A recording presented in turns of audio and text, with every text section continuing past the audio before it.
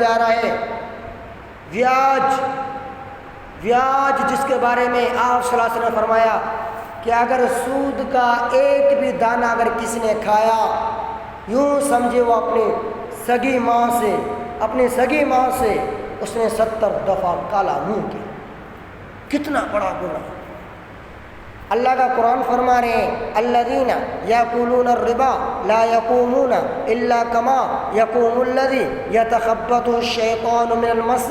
یہ جو سود کا کاروبار کرتے ہیں، جو سود کا لین دین کرتے ہیں، کہ قیامت کے دن جب ان کی قبروں کو اکھیڑ دیا جائے گا، یہ قبروں سے اٹھیں گے، ان کے جسموں پر کپڑے نہیں ہوں گے، ننگے ہو کر اٹھیں گے، ان کی شکلیں چینج ہوں گی اور کالے سیاہ چہرے ان کے ہوں گے، ان کے بالوں کے اندر مٹی ہوگی، ان کی زبان جو ہوگی سو سینے پر لٹکی ہوئی ہوگی اور دونوں طرف سے تھوک نکل رہی ہوگی، اور ان کے پیٹ اتنے بڑے ہوں گے کہ ان کے اندر سانپ بچھو ہوں گے جو ان کو ڈنگ مار رہے ہوں گے۔ پھر اب ملائکہ قیامت کے دن ملائکہ ان کو ہتھیار لا کر دیں گے، کہیں گے کہ آپ نے دنیا کے اندر سود کا کاروبار کیا تھا، بیاج کا کاروبار کیا تھا، آج اس کی سزا یہ ہے کہ آج تم نے اللہ سے بغاوت کا اعلان کیا تھا، آج میدان محشر میں اللہ تم سے لڑے گا، مجھے بتاؤ اب کس کے اندر طاقت ہے، قدرت ہے کہ وہ اپنے رب کے ساتھ مقابلہ کرے۔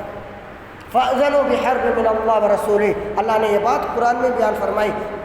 جو شخص سود کا کاروبار کرتا ہے، یوں سمجھے وہ اللہ سے اعلان جنگ کر رہا ہے۔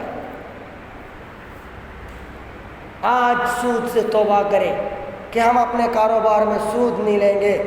میرے دوستو، سود مجبوری میں بھی لینا جائز نہیں ہے، اور تو اور غیر مسلم کی بات نہیں کر رہا میں، ہمارے مسلمان، کلمہ گو مسلمان، نبی کے نام لینے والے مسلمان، نماز پڑھنے والے مسلمان، قرآن کی تلاوت کرنے والے مسلمان سود کا کاروبار کر رہے ہیں۔ اگر کوئی مجبوری میں وہاں کوئی آ جاتا ہے